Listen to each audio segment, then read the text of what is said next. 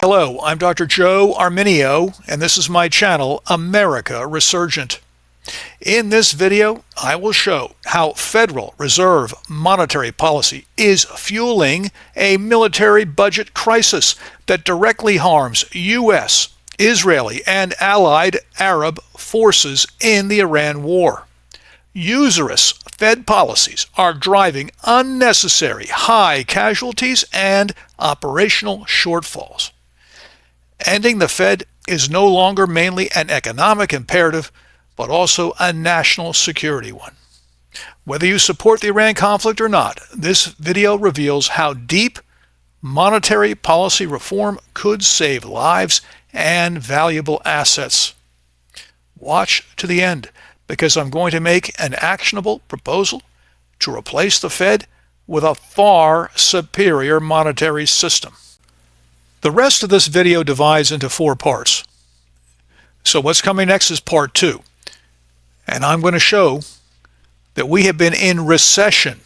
Our economy has been in recession. I don't care what the government and press has been telling us. They've been lying to us. We've been in recession since 2007.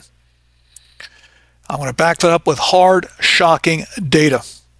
After that, I'm going to show what the Fed did to cause this recession. Then we're going to talk about the military budget crisis, which is an outgrowth of this recession, again caused by the Fed. And the final part, I'm going to share with you the outlines of a far better monetary system than the miserable system we have now. This is an incredibly important chart. It's showing us what the gross domestic product annual growth is according to the government, that's the lines in red, and what it actually is, the reality. This chart is provided by shadowstats.com. I'll have more to say about this source in the video description. And a John Williams, very analytical, very honest individual, an economist, has been tracking the real annual GDP growth for a very long time and comparing it to the fraudulent numbers that the government is telling us. So GDP can be divided into nominal GDP and real GDP. Nominal GDP is what the value of the GDP is at that moment in time. GDP is a sum of the value of products and services minus the cost of production. You could have a lot of money, additional monies in the economy, chasing the same amount of goods and services, causing the prices to go up. So when you sum up the values of the products and services, it looks like there's an increase in the gross domestic product, and there is in terms of the prices, but you still have the same amount of goods and services as you had before. In other words, the real GDP in that case didn't grow. Let's take a closer look here. So we see that the red and blue lines are identical up until about 1983. And then there's a departure. What's happening here? Well, this again, according to John Williams. So he's been tracking this for a very long time. And he tells us that way back in 1983, the government for the first time began to manipulate the inflation figures and the GDP, the real GDP figures, and also the GDP annual growth figures. They would change the measurement. Starting in 1983, they began to change the way they measured inflation. They would publish, and to this day they're still publishing changes in the measurements and the way they are, changes in how they measure inflation, but they won't print the effect the changes are having on the actual GDP number. So what he did was, he's keeping track of all the changes, and he's keeping track of what it means in terms of the actual GDP at any given time. So what we notice here is that going up to 2007, up until that time, you can see that the government, let's take, for instance, 1998. So here the government's saying, well, the GDP annual growth was 5%. Well, according to shadowstats.com, it's half that, about 2.5%. But what is good here is you can see that for most of the time, until 2008, and that's the global financial crisis, 2008 and 9, most of the time, well, at least we have some growth in the economy. Not what the government's saying, but at least we're growing. We might have a dip or two, but we're still moving ahead. But look what happened starting in 2008. So now you see that from that time on, The blue line is showing that our growth is essentially zero or less than zero, whereas the government's saying, oh, we've had a dip or two here in 2008 and 2020, but for the most part, we're still moving ahead. We're still growing. Not true. We have been in recession since 2009. We went into a depression really in 2007. So since 2007, the economy has not gotten bigger than it was. That was the peak back in 2007. The real GDP hasn't gotten bigger. The government says it has.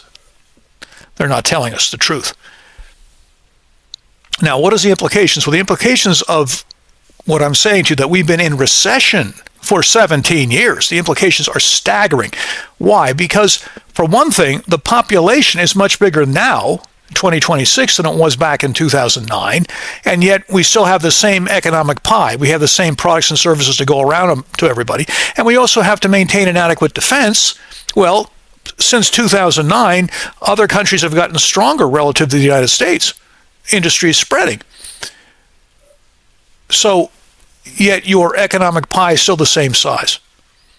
Or to put this in a different term, we in 2026 have greater needs than we had back in 2009, but the wherewithal, the economic pie that we're working from is the same as it was back in 2009. And who's responsible for this? Well, the Federal Reserve. But ultimately, because it's based upon something called a debt-based money system. Why is the Federal Reserve System at fault for this 17-year recession, which in turn is causing as we shall find out, a military budget crisis? Well, first we have to understand that this system has parts to it. And so we have the Federal Reserve, another name for the private central bank that manages the system. And then we have the member banks of the system, the commercial banks, the smaller banks. And you see here, I've indicated this on the page in front of us. Well, the system itself is, another name for it is, it's a debt-based money system. So the system per se, the debt-based money system, is rotten to the core, as I shall show in a minute. And then the management of the system, that is done by the Federal Reserve or the central bank, leaves much to be desired. That's an understatement. In fact, it's making things even worse. So what do we have with the debt-based money system? What is that? Every dollar in existence, or virtually every dollar in existence, is because someone took out a loan. The government has given a privilege to private bankers, that is, to the member banks, the commercial banks, the smaller banks, who interact with us and with the government. And it goes like this.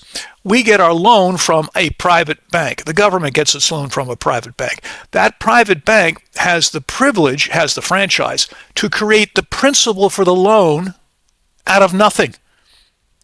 People think that they're lending money they have. No, they don't have money to loan. They're making it out of nothing. But they don't create interest. But we're responsible to pay back principal and interest. So there's a problem here. In fact, it's called the impossible contract. Why? Well, because at any given time, the private banks as a whole have created an aggregate principal, the sum of all the principals out there, but they haven't created any money needed to pay interest. So the aggregate of interest money is missing. It doesn't exist. So this contract is impossible. Now what happens? Three different things are going to happen. Most people, or a lot of people, are good at providing principal and interest back to the private bank. Why? Because they're good at competing with their fellow man for principal and interest. Others are not very good at competing, and so they go bankrupt. Their loan, they go default on their loan. Well, the private bank will seize assets from you. They'll get a lot richer, you'll get a lot poorer. Then we have those people who just simply take out another loan, which is very common. And what's happening? Therefore, the system is designed to build the debt up and up and up until there's so much debt, somebody can't meet principal and interest, and next thing you know, it causes a cascade. So there's a rise and a fall. You may say it's inflationary and deflationary. There's these swings in the economy because of the debt-based money system and because the contract really cannot be met. So that's why it's a rotten system to begin with. But it's designed this way so that a special interest, that is the private bankers, get to skim off the top of all the loans. Remember, they're creating the principal out of nothing, and then they're allowed to charge interest and they make that interest off of all the loans we take out. The same thing with the government. The government goes to the private bank. They get principal, but there's no interest in the economy to pay back principal and interest. So what does the government do? Well, typically it rolls over the debt. It picks up yet more debt, and the debt keeps piling up. So this system is designed to fail. But now let's take a look at what the Federal Reserve itself has done, because it's exasperated what is already a rotten system, as we shall see here. So I have combined all the different things. I'm going to be showing you a chart in a moment. What I'm sharing with you is these are the highlights of the chart I'm about to show you, or if you will, the performance of the Fed since 1971. I'm going to prove by showing you on the chart to follow. But let's take a look at what we have here. So we have measurements of the amount of money in the economy. We call the M1, the M2, and the M3 money. Well, M3 is all the money in the economy: cash, deposits, long-term deposits, so forth. And what do we see here? If you're going to have, and I'm going to point to it right now, if you have annual change in the M3, if the M3 increases at 5% a year, that's a good thing, because what will happen? Well, you'll probably have good GDP growth. You really won't have much of any inflation, and you'll be able to grow. Typically, we want to see real GDP growth around 5 or 6% a year. Remember, we have zero GDP growth since 2009. Well, what do we find here when we look at the Fed's performance since 1971? That's a 55-year period. We find that 13 out of the 55 years that they were able to maintain an annual growth rate of 5%. That's a quarter of the time. That's not very good. Let's look further here, though. Now we notice that if the M3, that's all the money in existence, had grown since 1981 at 5% growth, there should be now $18 trillion. Was it $2 trillion back in 1981? Well, so there should be now $18 trillion of M3 in the economy. But instead, there's an overshoot of, they've overshot by 66%. There's $30 trillion in the economy. That's not good. That overshot, in other words, there's more dollars, in fact, $12 trillion more than should be in the economy. If the economy is growing at a good clip, we've got an overshoot of $12 trillion. That's inflationary. And that's bad. When you have inflation, that drives prices up. That creates confusion. The businessman cannot predict. We have a difficult time choosing jobs as well if you don't own a business. And so it tends to choke economic growth. Well, there's been a lot of choking going on. And as we're going to see here, well, the M3 actually has not only overshot the mark by a great amount, but in fact it's also caused very wild swings, way above 5% annual growth, way below, all over the place since 1971. And the upshot of that is recession or worse since 2007, and real GDP has been flat or worse since 2009. Now let's look at the chart now to substantiate what I've just said. So here we have another chart care of our resourceful, honest economist, John Williams. So he's going to track the M3, the total amount of money in the economy at any given time, and also the change of the M3 over time. If you study this chart, you're going to be able to see how I would, or if I had time, I could substantiate the conclusions I've shared with you a couple of moments ago. The first thing here, you see I'm in 2006 where I am in the chart. Of course, the horizontal axis is the chronology. The government stopped providing us M3 numbers in 2006. And they, of course, therefore not sharing with us either change in the M3 year by year as of 2006. Well, why is that? Well, because they can see what's coming. You see this saw of the line. This is a plot of the M3. You see how it's rising relentlessly. Well, I'm pointing now to the crescendo here, which is on the eve of the global financial crisis in 2008. The Federal Reserve, which is providing us this information up to 2006, doesn't want us to know more than it's telling us. So they're covering their tracks after 2006. Well, John Williams has gone back and retraced their tracks, has retraced their steps, and shared it with us. And remember here that in 2009, the real GDP has stalled out, and yet the M3 money supply keeps growing and growing and growing, creating more confusion, more inflation in the economy. So if I had time, I could substantiate the claims I've made in the previous video. So it's now time to talk about the military budget crisis that the Federal Reserve monetary policy is causing. So we're going to look at these numbers. Before we get to the numbers, though, what has been happening in the Iran war? Well, we know, among other things, that U.S. and allied forces in the Persian Gulf are taking a terrible beating. In fact, so bad a beating that the 13 U.S. military bases pre-existing in the Persian Gulf have essentially been abandoned. We've dispersed the forces. We're pulling them back in some cases. We cannot maintain these forward bases because the attacks that the Iranians are unloading against them, ballistic missile attack and drone attack, has been devastating. And crucially here, we cannot intercept all the incoming missiles and drones. Another consequence of our inadequate missile defense is the casualties, is the destruction being suffered by our ally Israel. Their Iron Dome system isn't adequate. The extra protection we're providing them isn't adequate. What's one of the indications? Where's the prime minister been for days at a time? He's gone missing. He's disappeared. Some people said he's left the country. They can't even protect one individual in the country adequately. And why not? Because we don't have enough money to buy the missile defense interceptors.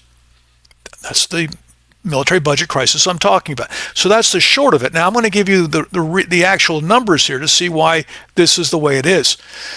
So if we look at what we think Iran had about 3,000 offensive ballistic missiles before the conflict began in February 28 of 2026.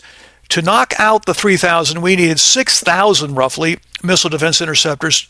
Some are called THAAD and some are called PAC. So roughly for every one offensive missile, you want to have two in defense. That's based on the probability of kill, the capabilities of your defensive interceptors. But how many did you deploy? Well, you actually deployed about a third of the number of missile defense interceptors you needed. Well, no wonder we're taking terrible losses in the Persian Gulf theater of operation, while we're virtually abandoning our forward bases, and why we're pulling our forces back, why we are having to strike Iran from a greater and greater distance than otherwise, because we don't have an adequate missile defense. And why is that? Well, let's look at the cost. So the cost that we're spending right now to deploy 1/3 of the THAAD and PAC ground-based missile defense interceptors that we need is about $6 billion a year since 2009. We actually need another $12 billion. For the lack of $12 billion, we don't have an adequate missile defense. How did that possibly come about? Well, remember, the economy hasn't grown since 2009. The government can talk about how much better it is and how it's growing at 2 or 3%, but if you don't actually produce the weapons you need, they can talk all they want. The weapons aren't going to be there. Talk doesn't lead to weapons. You have to produce the weapons. Now, let me drop back here for a moment. You're going to say to me, well, why don't we just increase the size of the defense budget relative to the GDP? Well, we could do that, but roughly we've been keeping the GDP, or I should say the defense budget, at about 3.3% of GDP. Why? Well, because given all the other obligations the government has, and given our need to maintain a certain defense posture, that's about as much money as we can afford to earmark.